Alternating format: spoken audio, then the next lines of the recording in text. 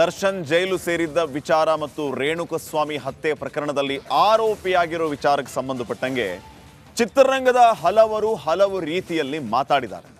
ಈಗ real star Upendra ಅವರ ಸರದಿ. ರಿಪಬ್ಲಿಕ್ ಕನ್ನಡದ ಜೊತೆಗೆ ಎಕ್ಸ್ಕ್ಲೂಸಿವ್ ಆಗಿ ಮಾತಾಡಿರುವಂತಹ ಉಪೇಂದ್ರ ದರ್ಶನ್ ಬಗ್ಗೆ ಹೇಳಿದ್ದೇನು ಬನ್ನಿ ನೋಡೋಣ.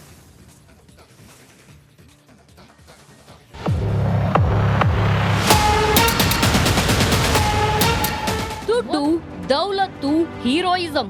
ಎಸ್, ನಾವೀಗ ಹೇಳ್ತಿರೋದು ನಿಮ್ಗೆಲ್ಲ ಈಗಾಗ್ಲೇ ಗೊತ್ತಾಗಿರ್ಬೇಕು.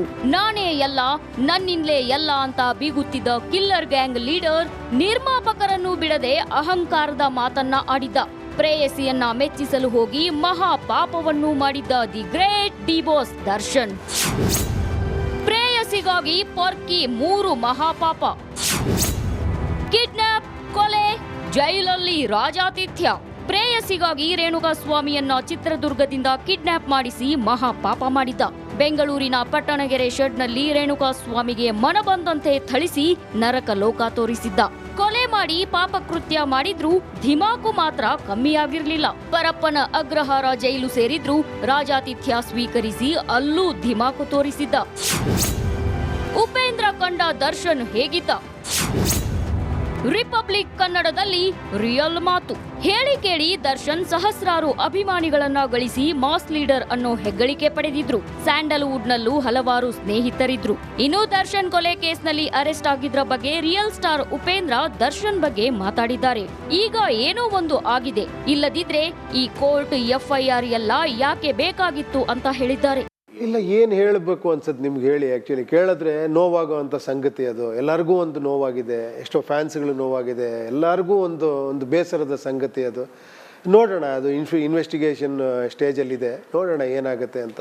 ಇದನ್ನು ನಾವು ಚರ್ಚೆ ಮಾಡ್ತಾನೆ ಇದ್ದೀವಿ, ಮತ್ತೆ ಅದನ್ನು ಚರ್ಚೆ ಮಾಡ್ತಿದ್ದೀವಿ. ಆ್ಯಕ್ಚುಲಿ ನಮಗೆ ಗೊತ್ತಿರೋದು ಇಷ್ಟೇ, ನೀವೇನು ಹೇಳ್ತೀರೋ ಅದನ್ನು ನೋಡ್ತಾ ಇದ್ದೀವಿ ನಾವು, ಅಲ್ವಾ? ನಮಗೆ ಗೊತ್ತಿರೋದು ಇಷ್ಟೇ ಅಲ್ವಾ? ನಮಗೇನು ಗೊತ್ತಿಲ್ಲ, ನೀವೇನು ಹೇಳ್ತಿದ್ದೀರಾ, ಏನಾಗ್ತಿದೆ ಅಂತ. ಅದ್ರ ಮೇಲೆ ನಾನು ಮಾತಾಡಬೇಕು, ಇನ್ನೇನು ಮಾತಾಡೋಕ್ಕೆ ಸಾಧ್ಯನಾ ಅಂತ. ಅಲ್ಲ, ಈಗ ಆಗೋದ್ರ ಮೇಲೆ ನಾವು ಏನು ಮಾತಾಡಿದ್ರೂ ಪ್ರಯೋಜನ ಇಲ್ಲ. ಏನೋ ಒಂದು ಆಗಿದೆ, ಅದು ಗೊತ್ತಿಲ್ಲ ನಮ್ಗೆ, ಏನಾಗಿದೆ ಏನಾಗಿಲ್ಲ ಏನೂ ಗೊತ್ತಿಲ್ಲಲ್ಲ. ಅದು ಇಲ್ಲ ಅಂದರೆ ಯಾಕೆ ಕೋರ್ಟು, ಪೊಲೀಸ್ ಇನ್ವೆಸ್ಟಿಗೇಷನ್ನು, FIRಗಳೆಲ್ಲ ಯಾಕೆ ಬೇಕಾಗಿತ್ತು? ನಾವೇ ಜಡ್ಜ್ಮೆಂಟಲ್ಲಿ ಆಗ್ಬಿಟ್ರೆ ನಾವು ಜಡ್ಜ್ಮೆಂಟಲ್ಲಿ ಆಗುತ್ತಾ ಈ ವಿಷಯ? ಅಲ್ವಾ? ಆಗಲ್ಲ ಅಲ್ವಾ? ಒಂದು ಸಿಸ್ಟಮ್ ಇದೆಯಲ್ವಾ? ಪೊಲೀಸ್ ಇನ್ವೆಸ್ಟಿಗೇಷನ್ ಆಗ್ತಿದೆ, FIR ಆಗ್ತಿದೆ, ಕೋರ್ಟ್ ಇದೆ, ಕೋರ್ಟ್ ಎಲ್ಲವನ್ನೂ ಕೂಲಂಕುಷವಾಗಿ ಪರಿಶೀಲಿಸುತ್ತೆ, ಜಡ್ಜ್ಮೆಂಟ್ ಕೊಡುತ್ತೆ. ಅಲ್ಲಿವರೆಗಾರ ನಾವು ಸಮಾಧಾನವಾಗಿರ್ಬೇಕಲ್ವ? ಅಲ್ಲ, ನೋಡೋಣ. ಅದೇ ಹೇಳಿದ್ದು ನಾನು, we cannot take judgement. Actually ಹಿಂಗೆ ಆಗಿದೆ ಹಂಗೆ ಆಗಿದೆ ಅಂತ ನಮ್ಗೇನು ಗೊತ್ತಿದೆ ಅಂತ ಮಾತಾಡೋದು ಅದ್ರ ಬಗ್ಗೆ. ಮತ್ತೆ ನಾವು we cannot actually one sided ನಾವು ಅದ್ರ ಬಗ್ಗೆ ಮಾತಾಡೋದೇ ತಪ್ಪು. ಫಸ್ಟ್ ಆಫ್ ಆಲ್ ಹೇಳ್ತೀನಿ ಕೇಳಿ, ಅಲ್ವಾ? ನೀವೇನು ನಡೀತಿದೆ ಅದು ಹೇಳ್ಬೋದು, ನೀವು ಮೀಡಿಯಾ ಕರ್ತವ್ಯ, ನೀವು ಹೇಳ್ತೀರ, ನಾನು ಅದ್ರ ಬಗ್ಗೆ ಮಾತಾಡ್ತಿಲ್ಲ. ಅದನ್ನಿಟ್ಕೊಂಡು ನಾವು ಅದ್ರ ಬಗ್ಗೆ ಸರಿನಾ ತಪ್ಪ ಅಂತ ಮಾತಾಡೋದೇ ಮೊದಲನೇ ತಪ್ಪು. ಯಾಕೆ? ಬಿಕಾಸ್ ಕೋರ್ಟಲ್ಲಿದೆ ಅದು. ಒಟ್ನಲ್ಲಿ ಕೊಲೆ ಕೇಸ್ನಲ್ಲಿ ದರ್ಶನ್ ಅರೆಸ್ಟ್ ಆಗಿದ್ದು ಚಂದನವನಕ್ಕೆ ಆಘಾತವಾಗಿದೆ. ಇನ್ನಾದ್ರೂ ಪೊರ್ಕಿಯ ಧಿಮಾಕು ಕಮ್ಮಿಯಾಗುತ್ತಾ ಅನ್ನೋದನ್ನ ಕಾದು ನೋಡಬೇಕು. Bureau report, Republic Kannada.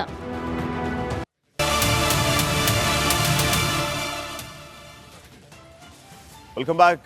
Darshan jail ಸೇರಿದ ನಂತರ ಸ್ವತಃ ಕಮಿಷನರ್ ಸಾಹೇಬರು ಒಂದು ಮಾತನ್ನ ಹೇಳಿದ್ರು, ದರ್ಶನ್ ಜೈಲಿಗೆ ಹೋದ ಮೇಲೆ ಆದ್ರೂ ಬುದ್ಧಿ ಕಲೀಲಿ ಅಂತ. ಆದ್ರೆ ಅಲ್ಲಿ ಆಗಿದ್ದೇ ಬೇರೆ. ಈ ಬಗ್ಗೆ ಒಂದು ವರದಿದೆ, ನೋಡ್ಕೊಂಬರೋಣ.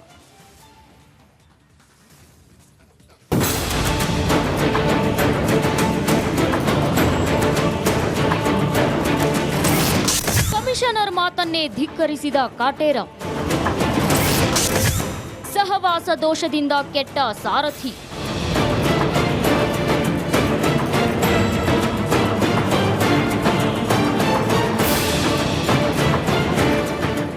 ಅದೇನ್ ಗತ್ತು, ಅದೇನ್ ಗಮ್ಮತ್ತು. ಪರಪ್ಪನ ಅಗ್ರಹಾರ ಜೈಲನ್ನ ತಮ್ಮ ಅಪ್ಪನ ಮನೆಯಂತೆ ಮಾಡಿಕೊಂಡಿದ್ದ ಕಾಟೇರ ವಿಲ್ಸನ್ ಗಾರ್ಡನ್ ನಾಗನ ಜೊತೆ ಸೇರಿ ಯಾವುದೇ ಫಾರ್ಮ್ ಹೌಸ್ ನಲ್ಲಿ ಕೂತು ಪಾರ್ಟಿ ಮಾಡ್ತಿದ್ದಂತೆ ಕಾಫಿ ಕುಡಿತಾ ಇದ್ದ. ಈ ಸುದ್ದಿ ಭಾರಿ ಚರ್ಚೆಗೂ ಗ್ರಾಸವಾಗಿ ದರ್ಶನ್ ಏಕಾಂಗಿಯಾಗಿ ಬಳ್ಳಾರಿ ಜೈಲಿಗೆ ಶಿಫ್ಟ್ ಆಗುವಂತೆ ಮಾಡಿತ್ತು.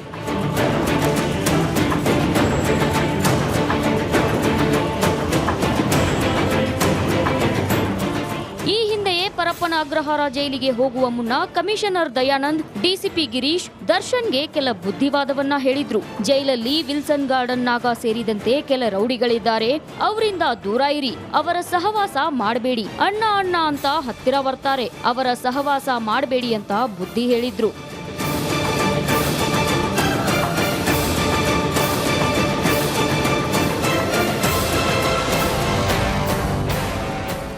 ಅಧಿಕಾರಿಗಳ ಕಿವಿ ಮಾತಿಗೆ ಆ ರೀತಿ ಮಾಡಲ್ಲ ಸರ್ ಎಂದಿದ್ದ ದರ್ಶನ್, ನಾನಾಯ್ತು ನನ್ನ ಕೆಲಸ ಆಯ್ತು ಅಂತ ಇರ್ತೀನಿ ಎಂದಿದ್ರಂತೆ. ಆದ್ರೂ ಜೈಲಿಗೆ ಹೋಗ್ತಿದ್ದಂತೆ ಬೇಕರಿ ರಘು, ನಾಗಾ ಸೇರಿದಂತೆ ರೌಡಿಗಳ ಸಹವಾಸ ಮಾಡಿದ್ದಾರೆ. ಅಣ್ಣ ಅಣ್ಣ ಅಂತ ಬಂದ ರೌಡಿಗಳನ್ನ ಹತ್ತಿರಕ್ಕೆ ಸೇರಿಸಿಕೊಂಡಿದ್ದ.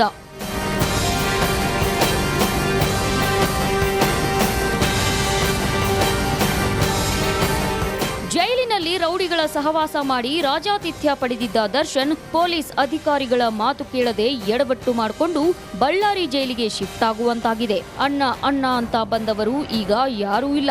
ತಾನೊಬ್ಬನೇ ಏಕಾಂಗಿಯಾಗಿ ಬಳ್ಳಾರಿ ಜೈಲಲ್ಲಿ ವನವಾಸ ಅನುಭವಿಸುವಂತಾಗಿದೆ.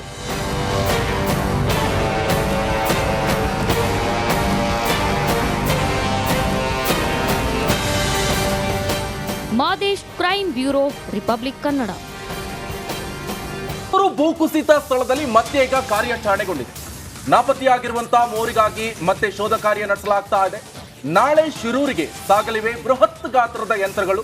ಕಾರವಾರ ಬಂದರಿಗೆ ಬಾರ್ಜ್ ಹಾಗೆ ಡ್ರೇಜಿಂಗ್ ಯಂತ್ರ ಆಗಮನ ಆಗ್ತಾ ಇದೆ. ನಾಪತ್ತೆಯಾದಂತಹ ಟ್ರಕ್ ಪತ್ತೆಗಾಗಿ ಮತ್ತೆ ಈಗ ಕಾರ್ಯಾಚರಣೆಯನ್ನ ಶುರು ಮಾಡಲಾಗ್ತಾ ಇದೆ.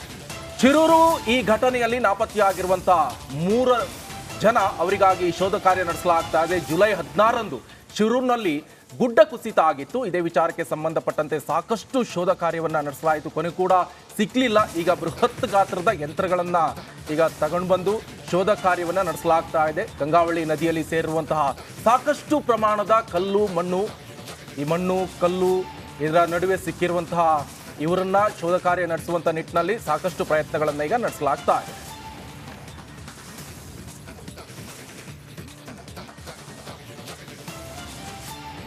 ಶಿರೂರಿನಲ್ಲಿ ಭೂಕುಸಿತ ಘಟನೆ ನಡೆದು 2 ತಿಂಗಳುಗಳು ಕಳೆದಿದೆ. ಈಗಾಗಲೇ ನಾಪತ್ತೆಯಾದ ಇನ್ನು 3 ಪತ್ತೆಗಾಗಿ ಶೋಧ ಕಾರ್ಯಾಚರಣೆ ಆರಂಭವಾಗಿಸುವುದು ಸವಾಲಿನ ಕೆಲಸ ಆಗಿತ್ತು. ಈಗಾಗಲೇ ಸಂಬಂಧಪಟ್ಟ ಜಿಲ್ಲಾಡಳಿತ ಈಗಾಗಲೇ ಮೌಂಟೆಡ್ ಅಂದರೆ ಬಾರ್ಜ್ ಮತ್ತು ಡ್ರೆಡ್ಜಿಂಗ್ ಯಂತ್ರಗಳನ್ನು ತರಿಸುವುದರ ಮೂಲಕ ಕಾರ್ಯಾಚರಣೆಯನ್ನು ಮತ್ತೆ ಆರಂಭಿಸ್ತಾ ನೋಡ್ತಾ ಇರ್ಬೋದು. ಈಗಾಗಲೇ ಕಾರವಾರ ಬಂದರಿಗೆ ಈಗಾಗಲೇ ಬಾರ್ಜ್ ಮತ್ತು ಡ್ರೆಡ್ಜಿಂಗ್ ಯಂತ್ರಗಳು ಕೂಡ ಆಗಮಿಸಿರುವಂಥದ್ದು ನೋಡ್ತಾ ಇರ್ಬೋದು. ಯಾವ ರೀತಿಯಾಗಿ ಇದು ಮಹಾರಾಷ್ಟ್ರದಿಂದ ಈಗಾಗಲೇ ಕಾರವಾರ ಬಂದರವನ್ನು ಇವತ್ತು ಸೇರಿದೆ. ಈಗಾಗಲೇ ಅಭಿಷೇನಿಯ ಓಷನ್ ಸರ್ವಿಸ್ನವರು ಹೈರ್ ಮಾಡಿಕೊಂಡು ಈ ಯಂತ್ರವನ್ನು ಕಾರವಾರಕ್ಕೆ ಕರೆತಂದಿದ್ದಾರೆ.